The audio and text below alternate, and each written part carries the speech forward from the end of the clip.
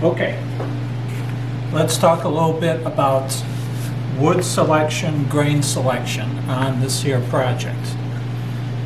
All right, so I don't have the door showing on this, but that doesn't matter.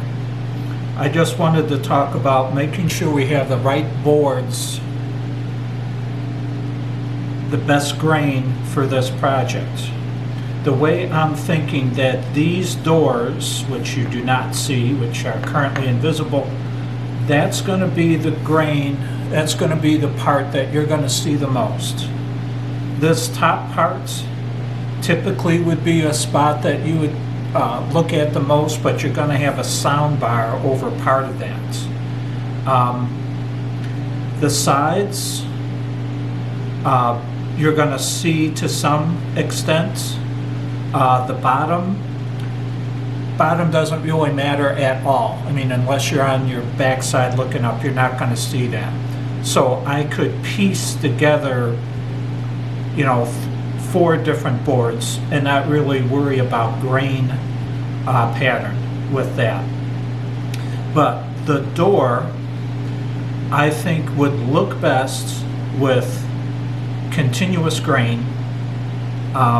So finding one piece of wood wide enough and long enough so that you would follow the grain all the way from left to right.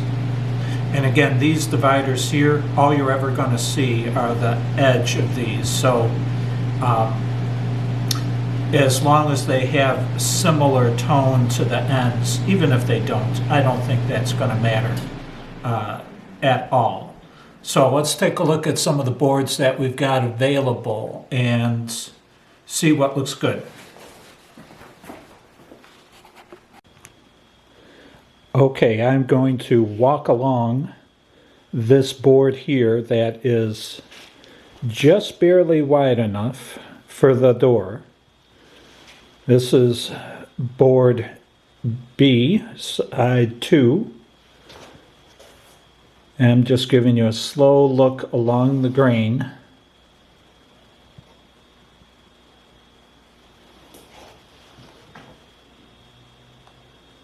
And there you can see we got a split at that end that is going to have to be trimmed. So that split will not be part of it. But we do have some knots here. These knots are going to have to be stabilized with some epoxy. I can make it a clear epoxy. There's another little bit here, knot here. There's a little bit of tear out here where that grain is standing up, but hopefully that can be dealt with. Now let me flip the board over. All right, this is the B1 side of this board. You can see that this knot is a little bit more gnarly on this side.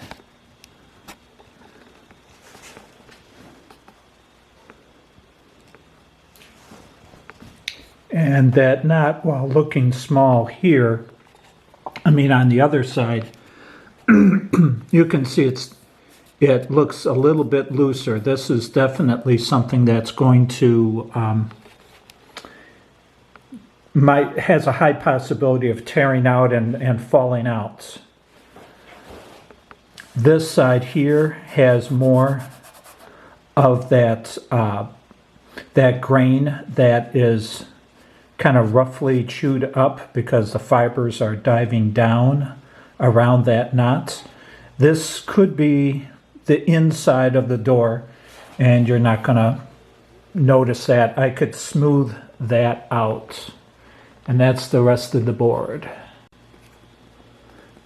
This is board A, and you can see, of course, that this end here didn't get milled all the way. Has a little bit of a split, so we would have to start around here. And this board, I think, is sort of like the next board that came off of the log, because the knots look very similar. Again, this knot here would need a little bit of epoxy to hold that in, either clear or a little brown tint to kind of match the walnuts. Should hold it in. All right, this is the A1 side. Again, this not similar to on the other board, rougher, looks a little bit looser. This board, or this knot here, is fairly tight, but does have some pits in here, and again, a little bit of rough grain that probably can be smoothed out with sanding. A little bit of another knot coming in here. Rest of this board looks very nice. A little bit of a split, but cutting here should eliminate that. And I think with 72 3/4 inch we should be fine.